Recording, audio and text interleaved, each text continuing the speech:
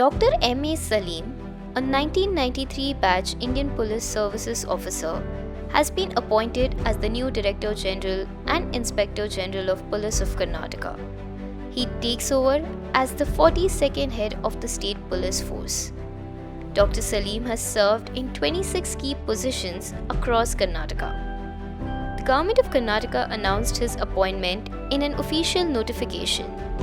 Dr. Salim replaces Dr. Alok Mohan, a 1987 batch IPS officer who retired from service on May 21st. Before this, Dr. Salim was serving as the Director General of Police, Criminal Investigation Department, Special Units and Economic Offences in Bengaluru. He has also served as the Special Commissioner for Traffic for Bengaluru City in 2022. Dr. Salim holds a PhD from Bangalore University.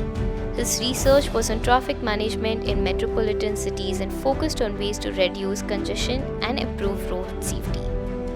With this appointment, Dr. Salim will now lead the police force in Karnataka.